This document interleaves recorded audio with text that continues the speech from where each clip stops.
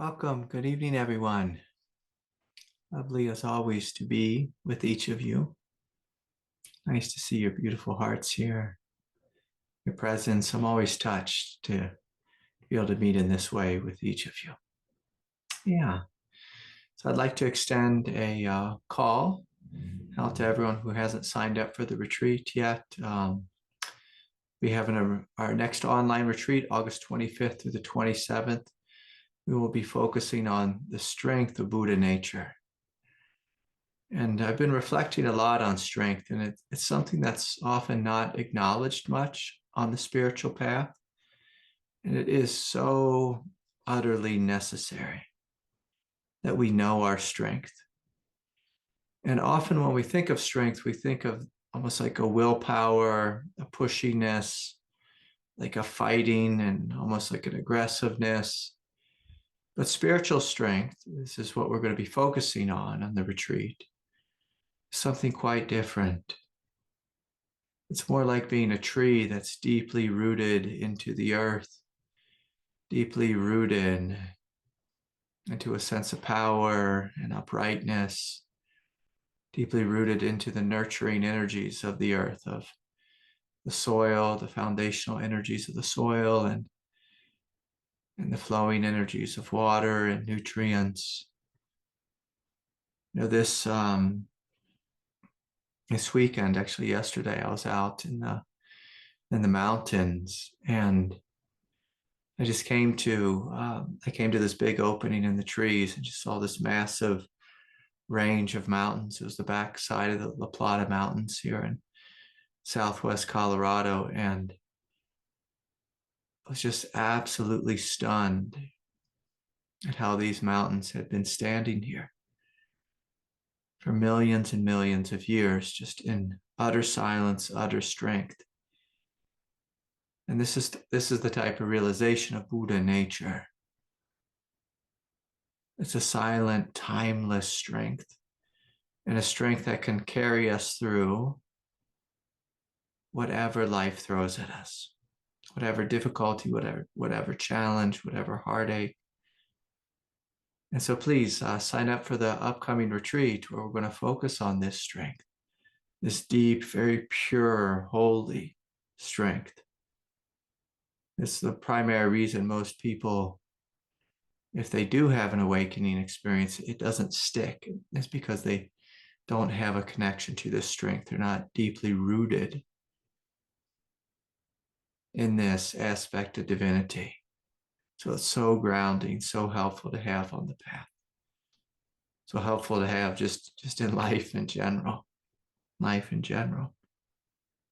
So anyways, details are on the website if you haven't signed up as of yet. Hope you can join us. Okay. The next thing is I'd like us all just to close down our eyes, and let's just begin by taking some deep breaths and relaxing the body. And I'm going to just invite us to pray for the good people of Maui who've been affected by the recent fire in Lahaina and in different parts of the island. Just sending them love and support and healing energies. May they have the strength to rebuild a new life, find a new home, to comfort and support loved ones, and grieve if they need to grieve. So just inviting a healing energy to shine from our hearts over the Hawaiian Islands, especially Maui, especially the Big Island. It's also having some forest fires. Inviting the qualities of love and compassion, of course, rainfall.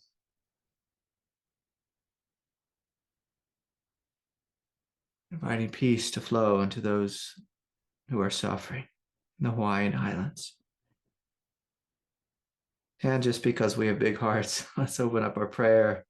Invite peace and love to flow into our lives, our family's life, our community's life. May our world, our earth, be restored to harmony. And so with that, we release our prayer at the feet of the Divine Mother, but I invite you to keep your eyes closed and just feeling into your body in this moment, gently acknowledging that life here on planet Earth can be very, very hard, very difficult, very confusing, sometimes fun and exciting, but often there are struggles here. And so I invite you just to feel deep into your body and being really honest in this moment. If there's anything within you that could use a greater sense of love and support, let's just invite healing waves of love to flow down into your body, holding you, nurturing you, supporting you.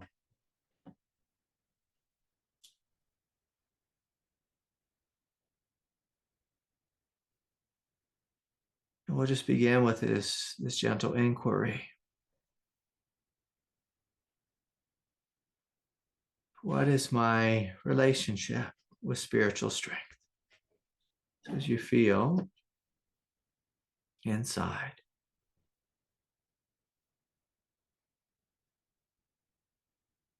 we can always ask a question to our mind and get a mental answer.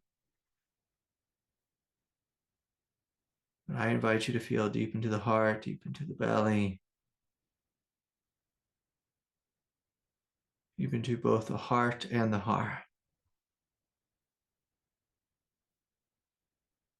See, what is my relationship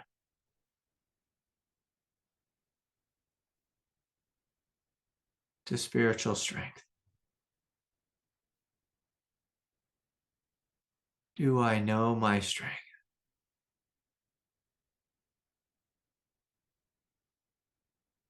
Do I feel deeply rooted like a mountain? Deeply rooted like a redwood tree?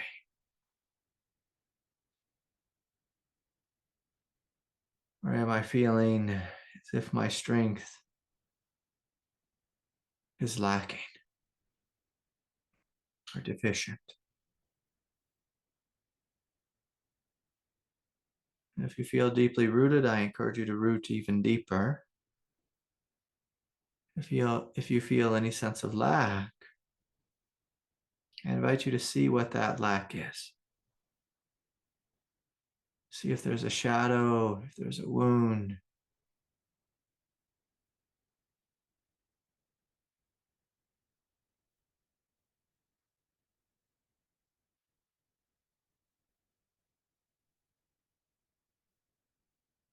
If there's simply a deficiency, like maybe you just never known about strength.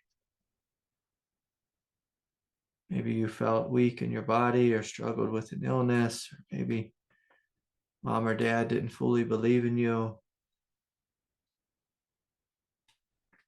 Maybe you've been knocked down one too many times. And if so, I would invite you to do the courageous thing, just breathing a deep and profound sense of love and acknowledgement through all the parts of you that are suffering.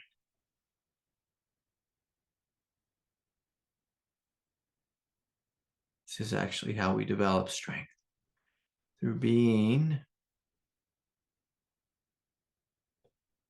with that which is difficult, through being with that which is difficult.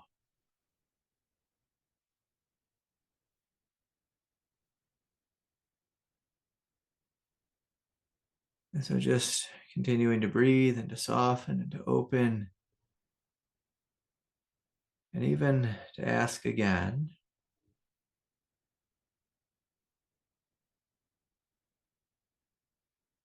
is there any place within me that needs some greater support, greater love? Is there anything in my life that needs to change or shift? Is there any addictive habits or tendencies that I need to unplug from, unhook from? Is there anything I need to put a boundary around? whether it's outward or inward.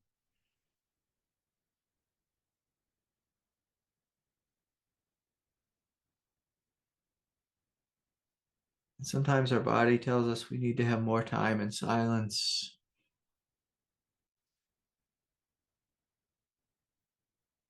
More time recharging. Sometimes our body tells us it wants to do more yoga, or walking, or exercising, flexing our muscles, developing our muscles. Sometimes our body's telling us we need to sit in meditation longer, commit more fully to this path. It takes strength, it takes courage for you to listen to you, then to bring this into action.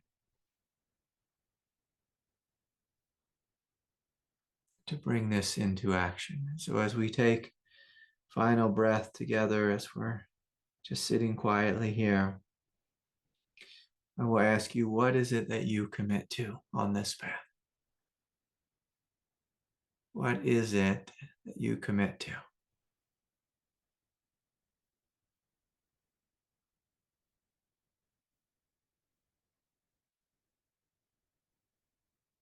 Can you hear your truth, acknowledge your truth? Can you make this truth manifest in the coming days and weeks? And so with that, you can gently open your eyes. And again, it's such a gift for us to be able to meet in this way. Such a gift, such a gift. And, for many of us here on planet Earth, just with the changing nature of our planet, with global warming, like there's often there's never a dull moment, never a dull moment. And so, like for a long time, I've been trying to make myself to the island of Maui. Really feel called to eventually settle there, but it might be another decade or so before I get there. But sometimes we have this idea in our head of getting to like the so-called promised land. But here on planet Earth, there really is no place that is completely and totally safe and sheltered. I think, living in the tropics, like Hawaii, you're not going to deal with forest fires, but there's forest fires all over Canada. We have them, of course, all over the West. And I've seen them in Florida and Georgia, where it tends to rain a lot. And then, even on the beautiful island of Maui, where we're living in paradise. Just wild things can come our way here on planet Earth. Wild things can come. And so we need to have this quality of strength on the path. And it's very easy to live in a way like where we just come to some egoic conclusion that we're victims. Like it's incredibly easy just to stay rooted with some type of thought, some type of feeling. I am a victim of life. I am a victim of life. This is a very rational conclusion. And in a sense, that's what our whole egoic psychology revolves around. Is this thought, this belief, like, almost like a, they talk about software and hardware. It's like a hardware and a software wiring within our consciousness. Like we are hardwired. And we have the program, we have the software downloaded in us to be victims here on planet Earth. And, in a sense, spiritual awakening is awakening, waking up out of victim consciousness. it's waking up and realizing, oh no, I am not a victim. I have choice about how I respond to my life and to my circumstances. Well, I can remember I was very young when I went to India. I can't remember. Maybe it was 20 or 21 or something. Um, maybe 22. Anyways, I was a young fella, and when I went there, I can remember when I first landed in Mumbai, and my God, the poverty. There was just so much poverty, and all these little kids would just like kind of come out of these shanty homes. It was like homes made out of tarps and pieces of scrap metal, and they might have one light in their house or maybe no light, and they cooked like on a propane stove, to be like a campfire kind of uh, situation in their home or their little hut shed. It's hard to call it a home because it's, I guess a shanty is what it might be called. But these children would run out of these houses when they'd see, a foreigner like myself, and they just run up to me and they just grab a hold of my hand. And I had these big dark brown eyes, these big, and so with these huge smiles, they were so happy, just so happy, to see someone from the West. And of course, they were going to see if I'd give them something. And I used to buy these.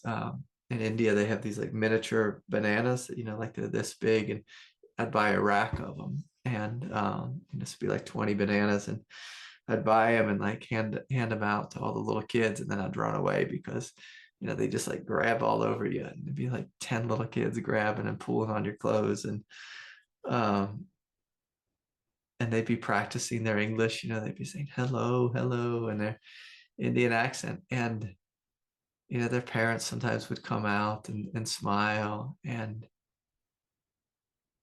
I was just so struck by these people that lived in utter poverty, just complete and utter poverty, and they would have the biggest smile on their face. They were happy to meet me. They were happy to hold my hand. It's this thing in India. It's like it's funny. They're very conservative with affection, and they tend to be really covered up in their dress, but they'll just hold your hand, and you'll see men walking down the street together holding hands, and little kids will just come up and they'll hold your hands, and like this is the opposite of victim consciousness, because I mean these people literally are the victims of poverty, the victims of something that the British did, I guess 100 years ago or so, because India used to be one of the most wealthy countries on the planet. They had just incredible wealth, and from their spice trade, and just incredible wealth and abundance. And the British kind of milked them, not kind of, really milked them dry. But you see in the eyes of these children and just the people walking the streets, this resiliency, this spiritual resiliency, this light, this immense strength. And they have nothing. Like sometimes I'd see families, like sometimes I'd go out at night and you'd look around at night and you would see literally 100 families, just in one spot. If you looked around like 360 degrees, see 100 families just sleeping on the street, and like just laying down on the concrete, like the same way, um, like my dog lays on the concrete. It's just, it was just utterly shocking, utterly shocking. And yet, the next day they'd be up, they'd be hustling and, trying to find some work or going off to work and trying to make things, happen for their family. And of course they were suffering, of course. But so many of them, the ones I met, they just did not have this consciousness, this idea that they were a victim. They had this deep level of acceptance. And yet, of course, they were continuing. Like there's this, people think of acceptance as laying down and doing nothing. But they had this level of acceptance of their condition that they were in. And this willingness just to go out and to work and to hustle and to give of themselves and to smile and to joke and to laugh and to raise children.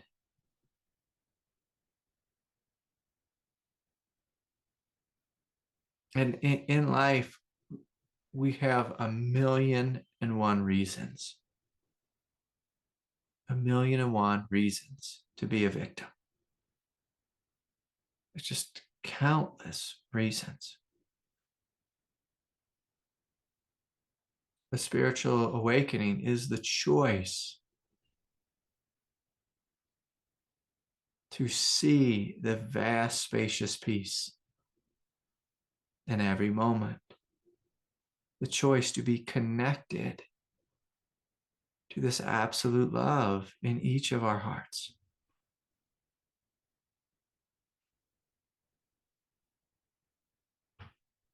It's the choice to be this strength, this light that cannot be destroyed. That cannot be destroyed. And when we make this choice, it does this funny thing. It breaks the game. It breaks the game. Like there's this game here on planet Earth. If you hurt me, so now I'm going to hurt you. You hurt me, now I'm going to hurt you. That's the dance of ego. Like that's the whole thing of ego. It's like, you hurt me, now I'm going to hurt you. Or you hurt me, now I'm just going to run and be scared forever. It's like this is like it's either one of those two. You hurt me and I'm going to be scared forever, or you hurt me and now I'm going to get you back. And spiritual awakening is us choosing to say no to that game and choosing to say yes to love. Choosing to say yes to love. Yes to love.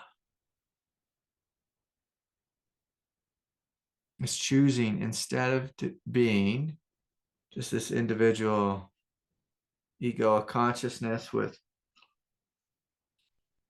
like when we go in our egoic nature, we can think of 1,000,001 reasons to complain. 1,000,001 reasons to check out and just to go numb and be sleepy and just to fall asleep. Fall asleep because we just don't want to face life. Just don't want to face life. Being awake is being awake to what's here. And often when that's taught, being awake to what's here means being awake to the pain, the suffering of the world. It's like, yes, absolutely. But what it's really about is being awake to the beauty and the immensity, the hugeness of life, the hugeness of what you are, of what you are, what you are. I had this funny moment this morning. We got up from, we camped out last night in the mountains. And so we woke up this morning and I went on a little mountain bike ride with my daughter and on a little hike. And my wife stayed back at the campsite. She was going to cook us breakfast. And she jumped out of the van and she hurt her ankle. Like she twisted her ankle, maybe sprained it a little bit.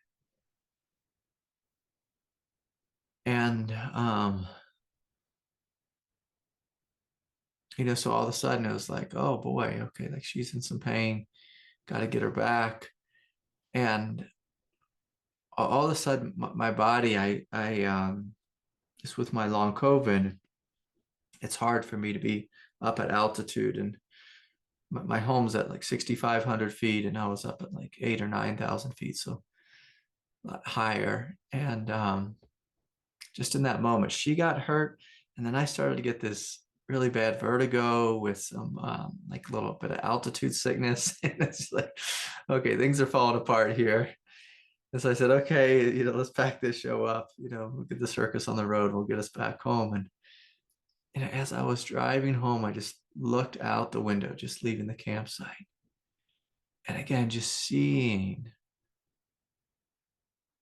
the immensity, the timeless nature, just of this range of mountains, this mountain range. So utterly beautiful. So utterly beautiful. It brought tears to my eyes.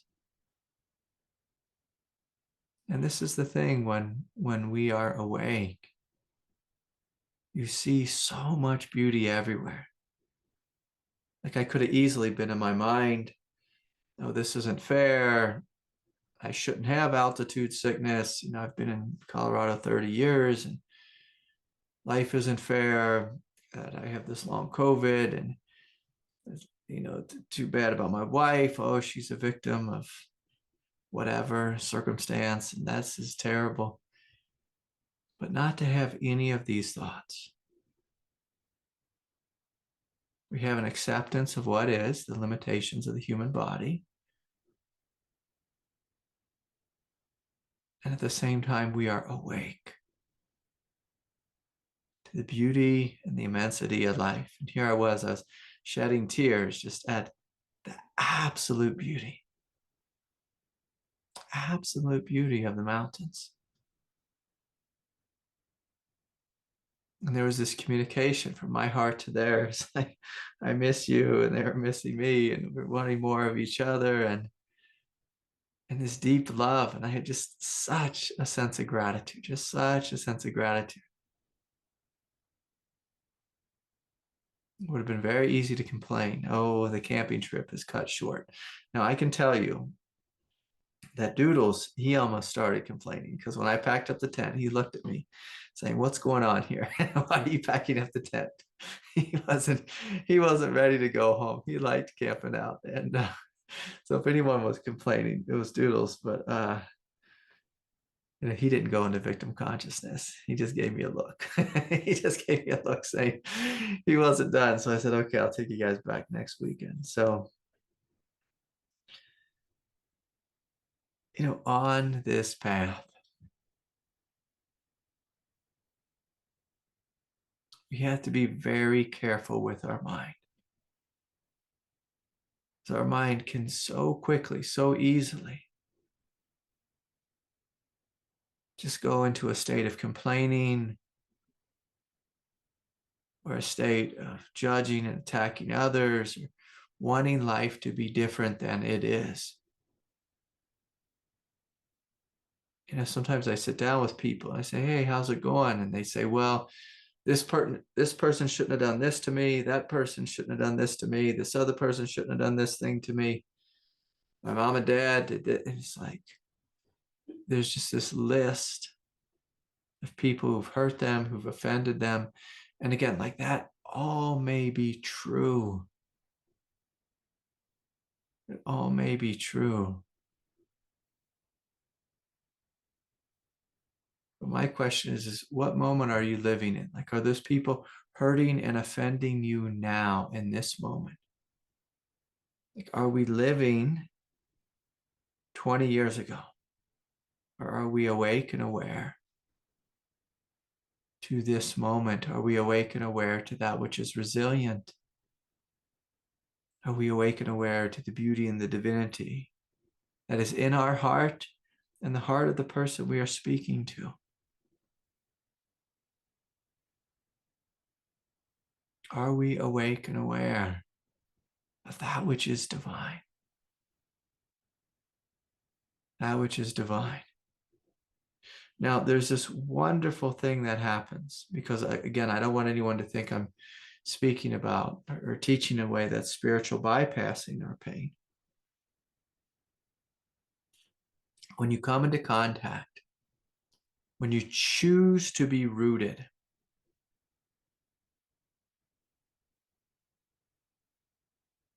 in your consciousness, your true consciousness,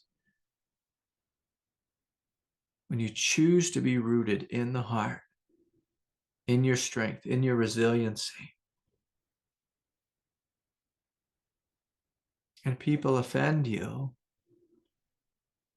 you can more easily, more readily respond with compassion to your own self, and more readily respond with, something that's skillful to the person who hurt you, person who was offensive, offensive.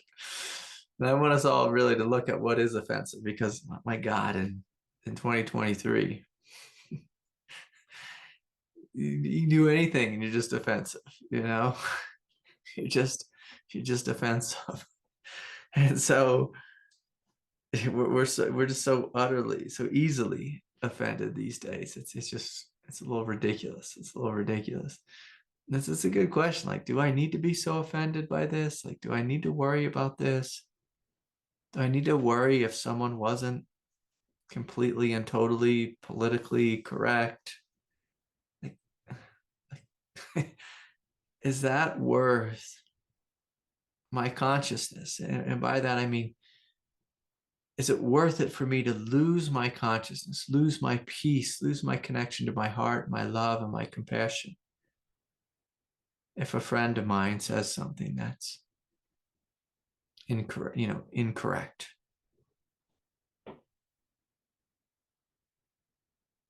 Do I have to fight so much with life? Do I have to fight against? Do I have to fight against?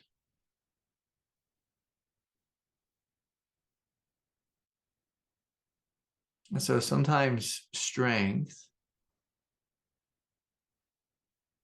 is the willingness just to stay in your truth. Like, often we think of strength as like this quality of fighting with others, but just imagining, like, spiritual strength is this willingness, this ability for you to stay just in your consciousness. And when someone comes and ruffles your feathers, you stay rooted in your consciousness. Say, okay, I see them ruffling my feathers, but they're just feathers. They're just feathers. They're just feathers. And of course, you're always welcome to speak up, say, stop ruffling my feathers. I'm setting a boundary with you. And, we can do that, of course. But I invite you to really look at this quality of strength. And of course, the great question is, are you willing to look where you normally don't want to look? Are you willing to see what you don't want to see? Are you willing to see what you don't want to see? Or simply, are you willing to see what you're blind to?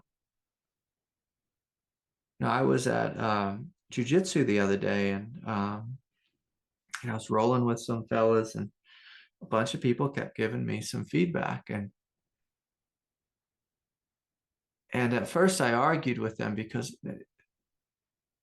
I said, no, that's not right. Like, this is the way I'm viewing it. And it was true. I was viewing it one way and they were viewing it another way. In the perspective I was viewing it from, I was completely and totally right. Like, I was measuring, how I was doing from one perspective. And they were measuring how I was doing and what I was doing from a different perspective. And after someone said it about the third time, I realized, oh, Yeah, they're right. They are right in their view, and I can learn from their view. But because I had my view and my view was so dominant, I wasn't able at first to hear what they were saying. So it took it being said 3 times. and and part of strength is a willingness to be humble, a willingness to smile, a willingness to listen more deeply to what is life actually telling me? What is life actually showing me in this moment? Because the beautiful thing about life, like the evolutionary nature of life, is the evolutionary nature of life always puts pressure on our shadow, on our blind spots, on our wounds. And it doesn't do this because life is inherently bad and we're a victim of life. Life is doing this because it's encouraging growth. Because life wants growth. Life actually demands growth. And so when we connect to our strength, there's this willingness to say yes to growth. Yes, I want to grow. I want to be in the flow of growth and change because I know it's the highest path, because I know this is God's will, because I know this is what I'm here for. Now, when we're in victim consciousness, we don't like growth. We say, life, people, stop putting pressure on me. Stop putting pressure on me. Stop it. It hurts. This is too much. Now, I was out playing a little soccer with my little girl a couple hours ago. And she kept saying, Daddy, stop, like, stop. Because she wanted just to kick the ball and let her score a goal with every single kick. And for me, not to ever score a goal, and not for me ever to guard my goal, or not for me to ever, try to get the ball from her. And again, if she wants to grow, like in sport, in this challenge, like I can't just let her, every kick go on the goal. I have to show her there's been a good kick and a kick is not so good. I have to show her, well, this is what defense looks like. And you're going to have to work a little bit to get around the defense. And this is what it's like when I'm coming at you. Like, this is how you defend against me when I'm kicking the ball. And so if we just say, no, stop, I just want to win all the time, I want life to be easy, this just isn't how life is. It just isn't how life is. We've incarnated into an evolutionary world. And the stronger we are, so the deeper we are connected and rooted to our spiritual strength, the happier we will be. Because strength has a quality of resiliency, has a quality of acceptance, has a quality of trust and faith. Strength says yes to life. Strength knows that, okay, if it's a rainy day, the sun will shine again. Strength knows that sometimes we have to go into darkness to reclaim our light. To reclaim our light. It's actually through the very act of going into darkness that we reclaim our light. We reclaim it. And so I invite us all just to continue, just to play with this question. And of course, this is going to be the focus of this upcoming retreat. And on this retreat, we're really going to focus on strength in the Hara, the second chakra center, this foundational non-dual strength. The strength that lives, that's with you from lifetime to lifetime and beyond and beyond. So anyways, if someone has a question, you can raise your hand. You're also welcome to put a question in the chat. And yeah, we'll see what comes. We'll see if anyone has anything for us.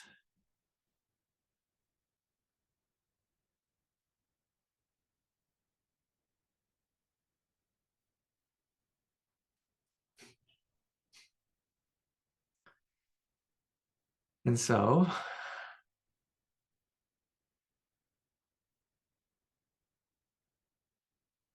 here we go. Here's a question from Anne.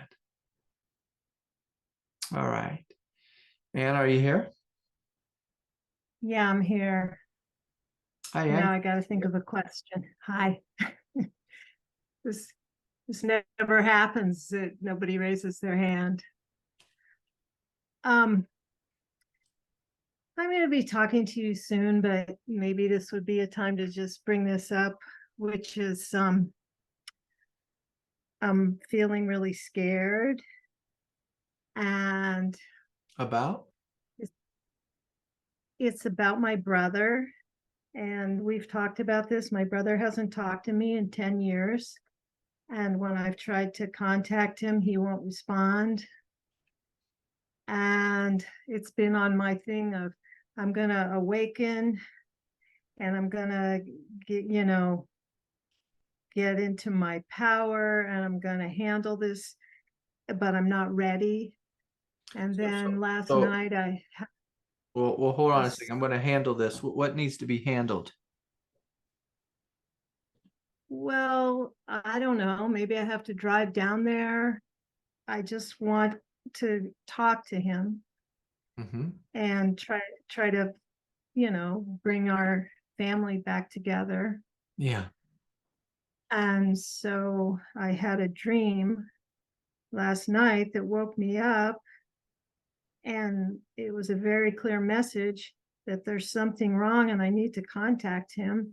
And now I feel very scared and I can't find his phone number on the internet. And so I'm just sharing this because I thought I was doing really good until now. Yeah. Well, and like this, this feeling of like, I feel really scared. Like fear doesn't have to be a bad thing. Just from a place of survival and a place of intuition, sometimes, like if we feel scared or we get a vision like this, it's a call to action. And so I'm going to encourage you to act, so hustle around, look around some more fully on the internet, and, see if there's a way you can do like a deep search, for his name. Sometimes on the internet, you have to pay a little bit of money, like $10 or something, to get into some public records or something to find someone's cell phone number. I don't know how it works, but I've had to do this before when I'm looking for an old friend. And so I encourage you, to very quickly transmute this fear into action. Because, scared is just like, if our mind doesn't know what the truth is, it tends to just start coming up with all these worst case scenarios and all these terrible thoughts, and if what has happened or what's going to happen to him. And I'm going to just encourage you to find out what the truth is. And so sometimes, like my mind doesn't have much fear right now anymore, but in the past, when my mind would do this, it would be afraid about something, I'll tell it to stop. And just like, stop. We're going to go see what the truth is. And so I would literally like talk to my mind, talk to that human part of me that was afraid, say, hey, we are going to go see what the truth is. We're going to see what that truth is. And so I encourage you, and, if you need some help from, one of your boys to do a web search, because they might be a little more tech savvy than you, or maybe they are, maybe they're not, but you can see if you can, or ask some other people in the family, or just see if there's someone who can help with this. who has the information of what his number is and where he's at and what's going on. And sometimes, we just have to, I've done this before, is like I had a friend and he used to slip into just overwhelming bouts of depression. And I would just drive and I would go bang on his door and I would wake him up and make it be like, hey, what's going on with you? Like, what is going on with you? And I've done that actually with a handful of people, where I just said, okay, like they're not returning my phone call. I can't get in contact. And so now I'm driving down there and I'm going to see what the situation is. So anyways, you play with the truth. I want you to step into the truth and don't waste any time with fear. And, let's just know and trust, like you can say a little prayer for him. What's his name? John. Yeah. And so like right now, let's all just say a little prayer for John, that he is held and that he is supported and that he is loved in the presence and the grace of God. And so we'll give him over to the Divine Mother. And in the meantime, you're going to listen to this call to action from your intuition. And I encourage you to go for it and to act upon it, because like if we're in a situation and we can't fully act or we don't fully act, our mind will just spin. It'll just spin and spin and spin. And so I encourage you to go forward and to see what the truth is. See what the truth is. And the last thing I'm going to say, Anne, is sometimes we have this thought, like people do this all the time. I used to do this. First, I'm going to awaken, and then I'm going to go in the tantric way. The tantric way is through doing the thing. That's how I do awaken. Through facing the fear, that's how I awaken. But this idea of like an imaginary land where I'm now awake and everything falls into place in my consciousness, and now I can go out and handle life. No, we handle life. And through handling life, through stepping into the truth, we awaken. We awaken through the journey, through the path. And so you play with this, my dear. You play with this. Thank you. Yeah, good to be with you. God bless you. Okay, let's see here. Now, let's hear from Tyler. Tyler, are you here?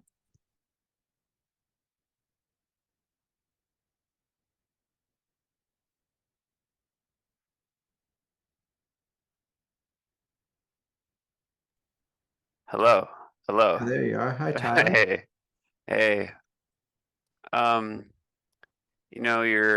you said last week about choice was it felt right, but it's a lot for me. And what feels more right is choice is more of an upstream or to the root deep choice versus like choosing your strength, for example, instead of like making egoic decisions, right? It's not quite, because I sometimes have a hard time telling what I want, and this might be part of some victim complex that's like, no matter what I choose to do, I'm wrong. I make the wrong choice or whatever. Let me I want God to make the choices for me. Okay, beautiful. So I want God to make the choices for me. Now, I'm going to tell you this, Tyler, like sometimes if we have a lot of energy in our mind, like a lot of energy that does a lot of thinking or doubting or going back and forth, is it this way or that way? Yeah. God doesn't want you to give the choice to her. What God is wanting is for you to find the truth within your own self. Now, the mistake almost everyone makes, and I did this for years, is I would try to figure out life in my mind. And the truth is always going to be found in the deep heart or the deep belly. In fact, this is actually how God speaks to us, is through the heart and through the belly. And so when we know how to listen to the voice of God, the voice of truth, the voice of our truth, the voice of God's will, the voice of our true will, all of those are one voice. And they're all going to be found in the heart and the belly. Now, if you go into your mind, you'll just go back and forth, rationalizing one thing, arguing another thing, doubting this, doubting that, and it'll always feel insecure. But when you come into your heart, the answer is always very simple and very clear. Now, there's many ways we sabotage this. So sometimes our heart speaks to us and just says very simply, here's the truth. But then our mind starts doing this math equation. But if I do that, I might hurt someone, or they might hurt me, or this might happen, or that might happen. And then immediately we're back in our mind and we're spinning in circles. And then we're just lost in the wheel of samsara. So what God is wanting for you, and if you want your mind to be silent, to be deeply silent, if you want to know the truth, if you want God to decide for you, you listen in your heart. And then I'm going to take it a step further and clarify. Not the emotional heart, the true heart. So the emotional heart. I've been sidetracked by that as well. Say that again? I've been sidetracked by that as well. Yeah, and it's easy. It's easy to get sidetracked by rational thoughts, semi-rational thoughts, irrational thoughts, emotional thoughts. It's very easy. But so this is your spiritual path. Like this literally is your path, is you learning how to listen to the deep voice within. And then I'm going to take it a step further, and then to act upon it. To act upon it and just see what comes. See what comes. And when it does come, like if it's the truth, can we accept it as it is? And then not just doubt it if we don't like it emotionally, or or getting attached to it, because people, again, can just spin themselves in circles around this idea, this teaching on choice. So you're listening to the most silent voice within that feels like the truth. It comes with a power, a weight, a consciousness, a righteousness about it. And can it come with fear at all too? Say it again. Can it come with fear at all too? Because sometimes the choices are scary. Yeah, of course. So the fear is the ego's response to the truth. Is the ego's response to the truth. And so, but after a while, like after you start following the truth and you only follow the truth, what you'll find is in the place of fear will be just this quiet sense of knowingness that the truth is always the best way. It's always the most efficient way. It's always the most happy way. It leads to the greatest level of happiness. Now, the problem with the truth is sometimes the truth makes us face a short-term fear to gain long-term happiness. The ego does the math differently. It says, I don't want any short-term fear at all. And so I'm going to avoid short-term fear. And I'm going to have long time unhappiness through hanging out in doubt and insecurity. And for some reason, I think that's going to make me safe.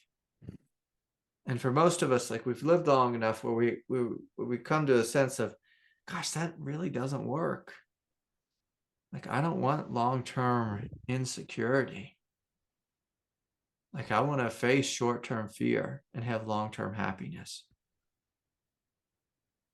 And so it's this willingness. And you can always ask God, like, God, will you speak to me clearly? But sometimes God is saying, I am speaking to you. You just aren't listening. You're listening to all those other voices. And so, again, it's like, can we just say no to that which is untrue and yes to that which is true? And what you'll find is, in regards to making choices, like when you really get the hang of this truth thing, you realize, oh, I'm not making any choices at all. Like this path is a choiceless path. You realize I always know which direction to go. And it's very simple, but it may require facing some fear or hurting someone's feelings or, putting yourself in a place of discomfort, short term. Rarely is it long term. So anyway, it's good to be with you, Tyler. Yeah, much love. All right. Okay. Do one more. Let's hear from Robbie. Are you here, Robbie?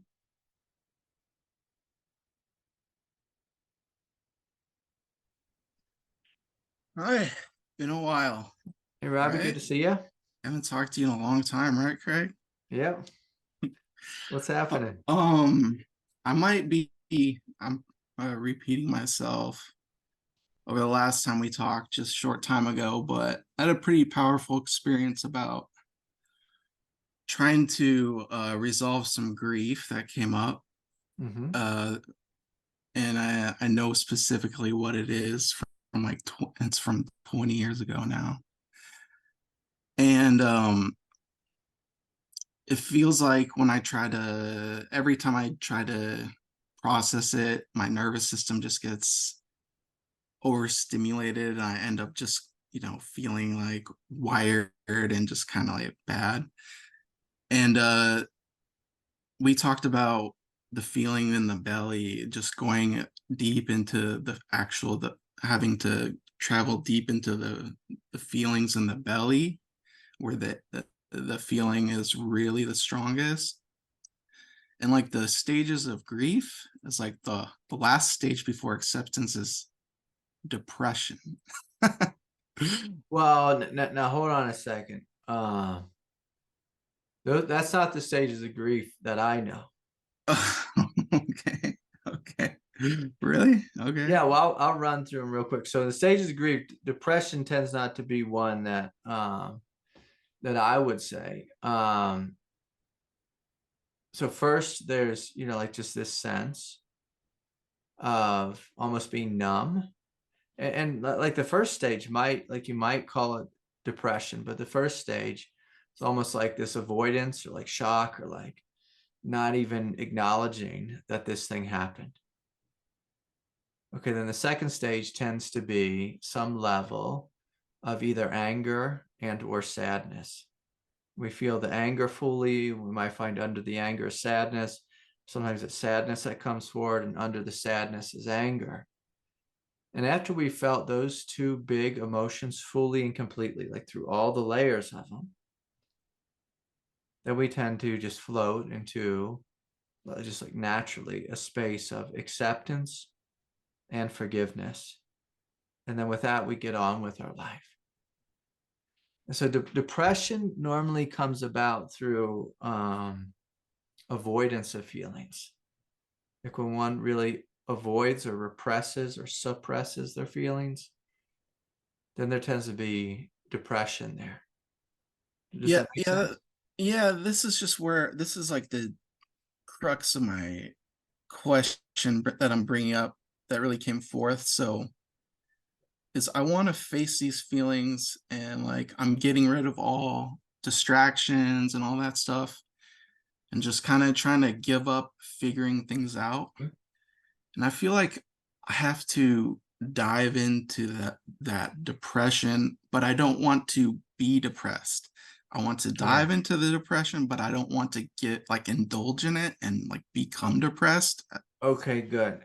So what you're calling depression, I would call deep grief, deep sadness. So depression is normally, Robbie, when things aren't moving.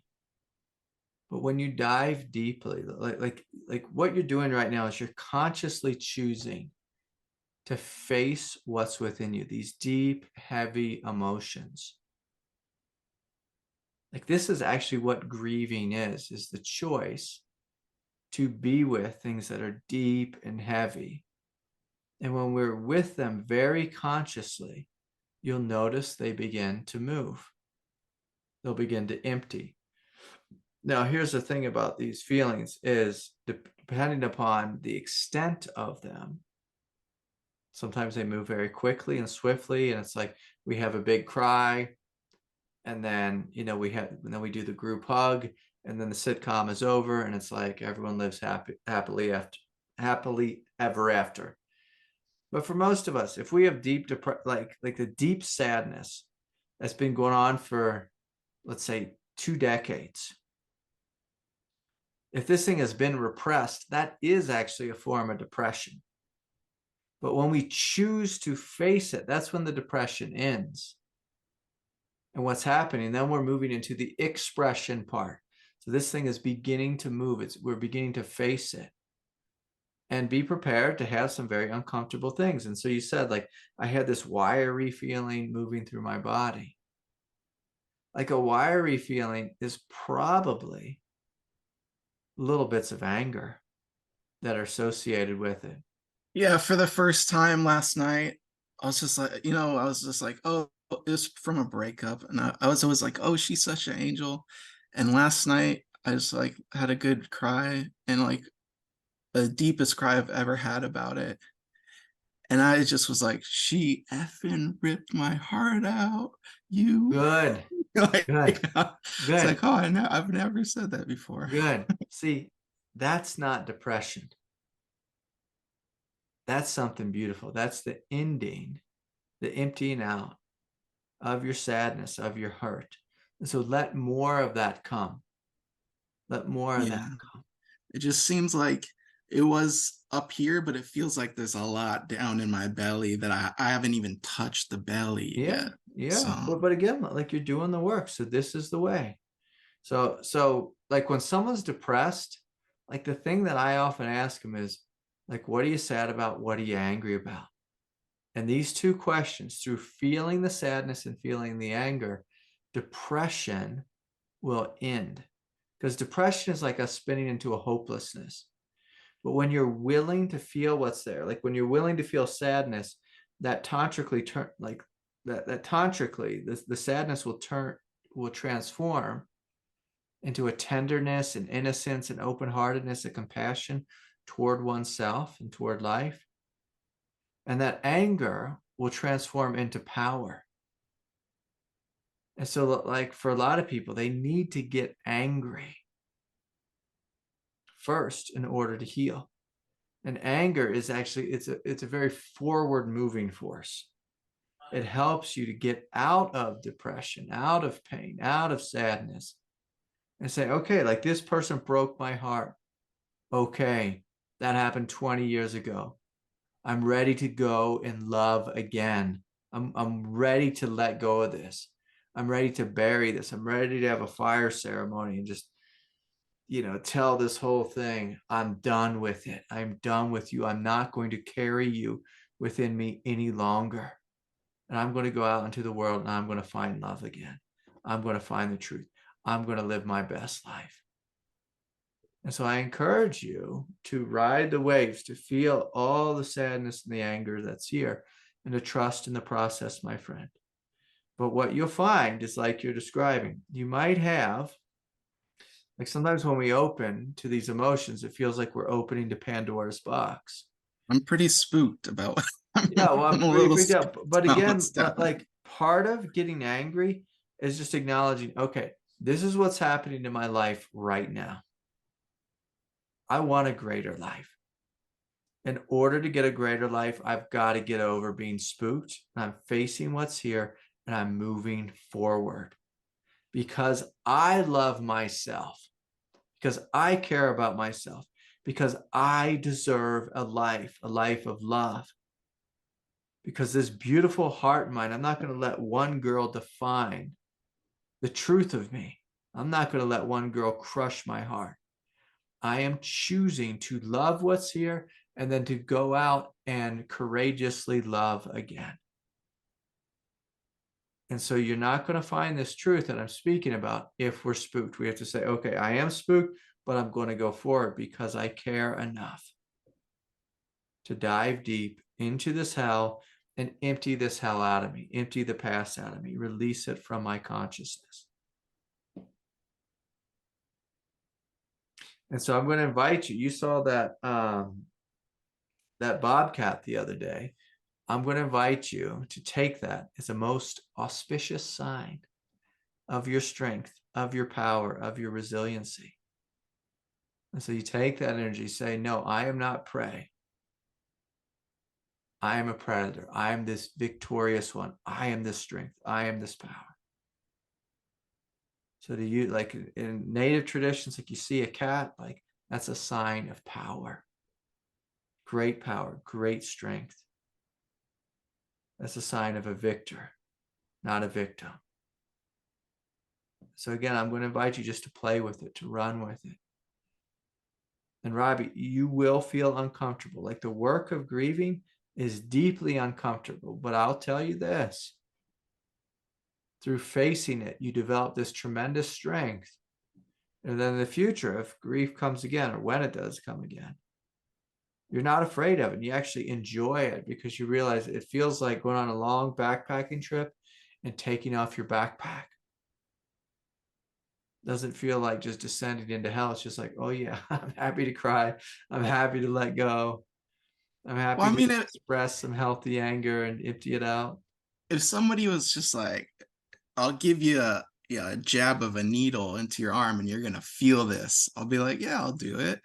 But it's just like the process of it, going down, taking a while. Just keep on digging down slowly. Well, I mean, your jab of a needle, that's very similar to a magic pill. It's like, that's what humans want. Humans want a magic pill.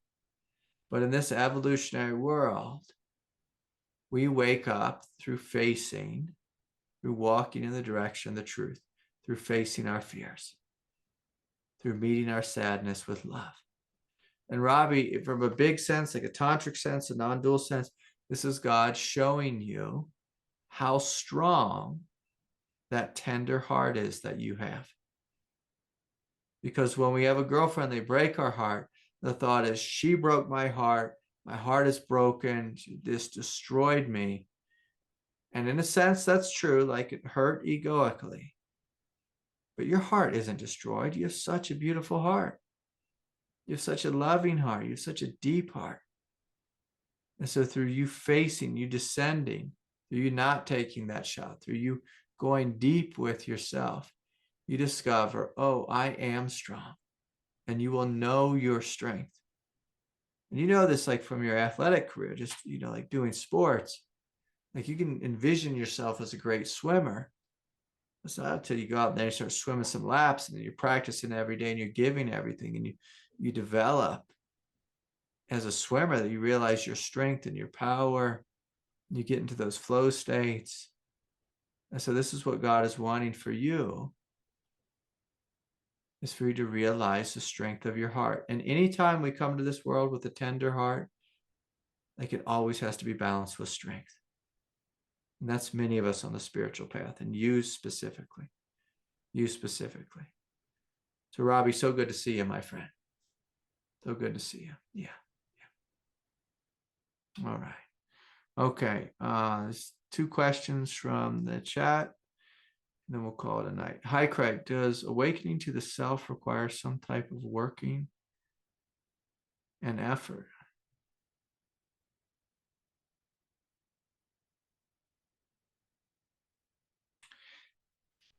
Yeah, this is an interesting question. Of course, requires working and effort. But what's really required is surrender. The big thing is we surrender that which is untrue. That which is untrue in our life, in our consciousness.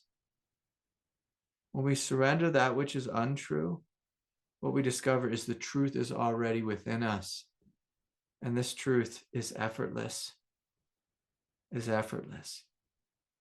Now, in the beginning, of course, it's helpful to meditate and have discipline and, show up for retreats and all this type of thing. But in the end, spiritual awakening we realize it's just an act of surrender. It's an act of surrender. It's an act of letting go, truly letting go. Okay. Jan writes, I love that each of us has our own strength, has our own symbol of that inner strength, our own bobcat. That brings to mind a kind of paradoxical sense. Kyle's question, it seems like effort to awaken and strength of the bobcat comes up and takes over for me. Yeah, that's beautiful. I think that's what what I just said a moment ago of in the beginning, it takes some effort to get you there, to show up to, show up to these, to satsang, to show up on retreats. But in the end, it's effortless. We see that the truth is so much easier. Like if I have a choice of grieving tremendous pain and heartache, or carrying and or repressing and carrying that pain with me for 20 years, I'm going to grieve right away. I'm going to surrender right away. I'm going to let go so that the beauty and the resiliency of my heart can shine, can lead me in this world. Okay. All right. Well, so much love to each of you. Hope to see you Wednesday on meditation and maybe at the Kundalini group. And I believe the retreat's just in 2 weeks. So please sign up and hope to see you there. Much love to each of you. And I'll be back next Sunday night. Okay. May peace be with you. And may this whole world be blessed. May this whole world be filled with love, light, peace, and absolute beauty, now and forevermore. Good night, everyone. Good to see you.